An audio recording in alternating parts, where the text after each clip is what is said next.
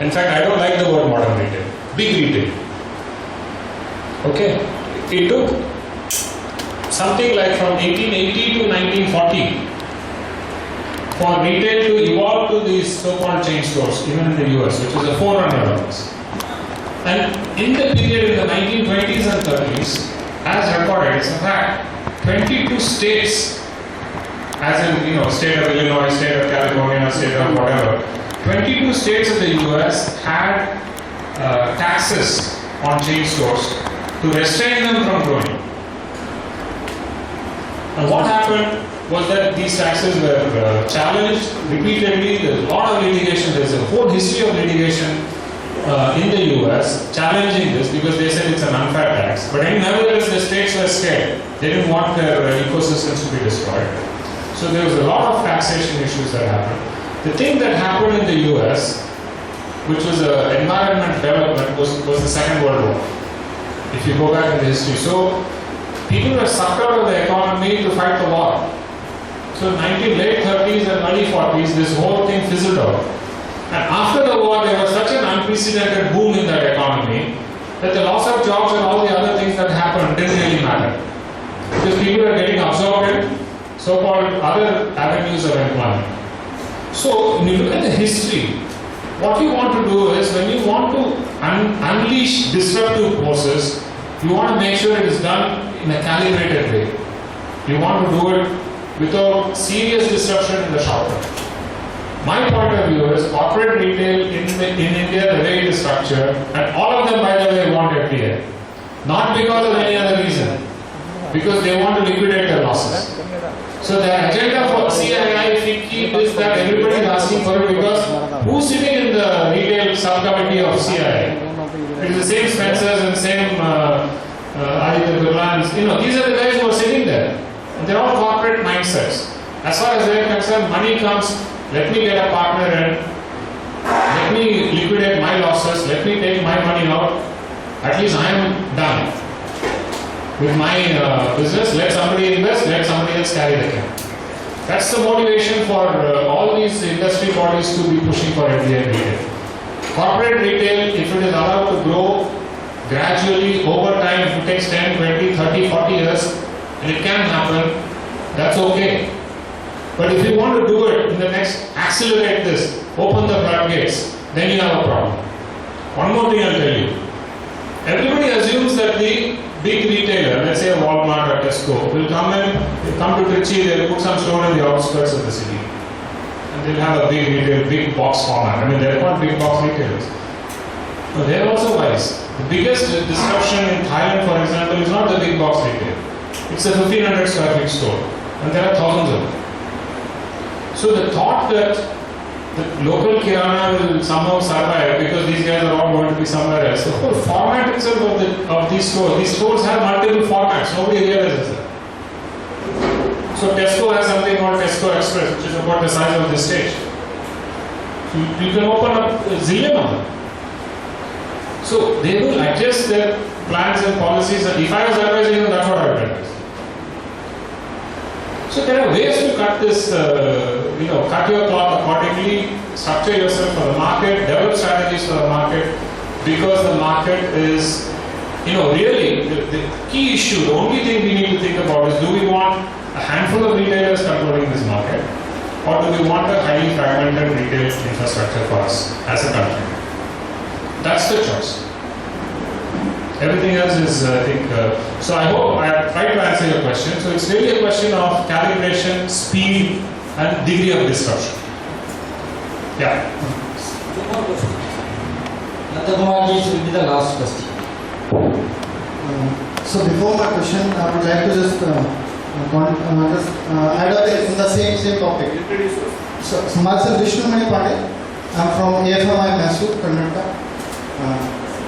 So as we were just talking about these super bazaars like Reliance, Mo, and these all. Apart from earning, apart from making money, what really they are serving us on our plates, we should think of that also. Like, I would like to give an example of two things. Banana, papaya. They are just serving all carbide treated fruits to us. And if that you are going to take from the local person by the roadside, he'll be giving naturally ripened fruit. Carbide treated fruits are carcinogenic and they are going to cause cancer. If we just get it from these all kind of stores, at least we'll be healthy after consuming the same part of food what is there in the market. So what is the question? So I'm just only putting my support in your this. Okay, thank you. I thought it was leading to a question, so I'm sorry. My question is now. Yeah. So I'm having a bit doubt regarding the perishable this percentage. You told that it is 15%.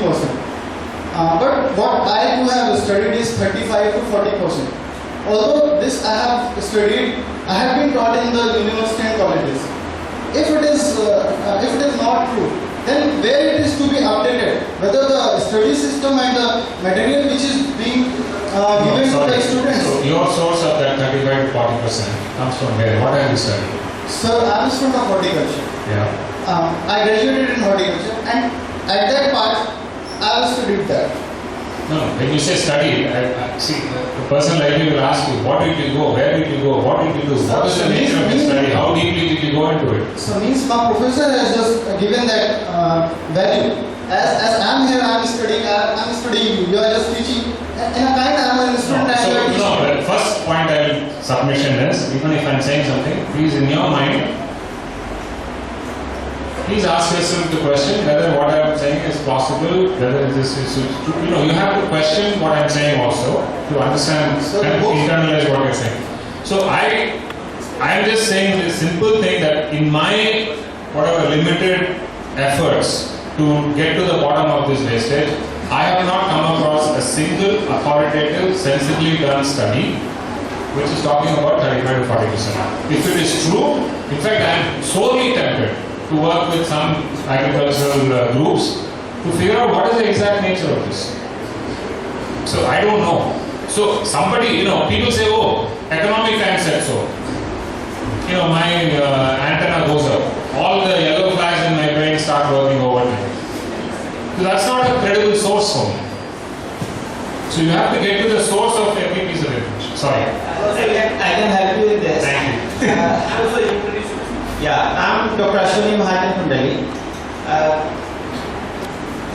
Basically, there is a study by FAO, which states, so Food and Agriculture Organization, you may know, which says that in developing countries, as compared to the developed countries, the wastage, the percentage of wastage in food and vegetable is exactly less than half of what it happens in the Western world. And the reason which has been given by FAO is this big stores. At big stores, they have multiple shelves and they have to keep all sorts of materials with them and with all the varieties which they are unable to sell, and therefore the wastage comes. Whereas in the developing countries, this wastage is not there. Second kind of wastage comes when they make procurement of these vegetables and food from the farmers. When they purchase this procure from the farmers, they take the standardized products, and therefore the products which they leave away or which they reject cannot be used in any way. Therefore, in Western world, this kind of wastage is huge. So FAO, if you go through the study by Food and Agriculture Organization, this we will find. So the wastage is much lower, and this I have used in one of my articles. It is against the farmers. The FDI in detail is against the farmers too, so that you can ask me later on. Clarification: Sudesh Government is against the entry of big corporates in retail trade. We are not supporting the Just give the understand, but we are as much against that as we are against that. I have one submission to make. and this is maybe out of place, but we can forgive me for that. As a group, every Indian, whatever, entity, person, whatever, has a right to do what they want in this country. So, you can't stop the likes of Reliances or not even wish them away. I would say that. Let them be there. But don't aid their development necessarily. Let them do their own thing. I'm not talking to you, sir, I'm talking in a global sense. But this FDI and retail will only, explode that. Yeah, I know that. I'm even saying that if we express those views, as we do sometimes, it falls short because people say, but you can't stop me from doing it. It's not, you cannot dictate what another Indian can or cannot do. So that's where it falls apart. Yeah. Nandakumar from Swadeshi Japan. Now, assuming the central government is able to allow FDI in multi-brand retail through the front door, back door, or whichever way, how far can the states really fight it? Because after all, for these stores to succeed on the scale which Walmart is used to, the APMC Act has to be amended, the octroi has to be amended, so on and so forth. So can the states really go against the tide and stop a Walmart or a Tesco in their respective territories, even if the central government does allow them front door or back door? The short answer is no. It is a fallacious argument which is now making the rounds that, let the states that want this have it. How can the states that want it be prevented by other states who are saying no to it? So you should not, this is not right, and so forth. The truth is that the government is a signatory to a WTO and a GATT arrangement under which the foreign investor, let's say the Walmarts or whatever, will be treated in exactly the same manner as an Indian corporate. So they cannot make that distinction. So if a a Reliance can open in West Bengal, the West Bengal government cannot say, I want our Walmart. It's not. Existing APMC Act, Reliance cannot succeed, nor can. No, what will happen, what is already happening, visible in front of us. See, these are only initial steps. First you have to get in, then I have to be inside and I have to change every rule which is not suiting me. So, entry by itself is not the issue. Every other subsequent requirement will be fulfilled. As we are seeing today, FDI in 100%, single brand retail 100% support allowed. IKEA comes and says, I cannot fulfill your 30% requirement. So the ministry is saying, okay, let me relook at it. It's not even $1 has not come. And the first person to express support for changing it is the Commerce Minister. So the point is, these things don't stop at. See, always the lobbying power will win. You are up against the tide of big money. Big money eventually gets its way. This is true worldwide.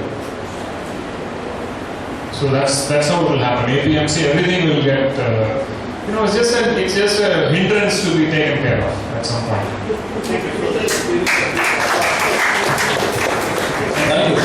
Thank you, sir.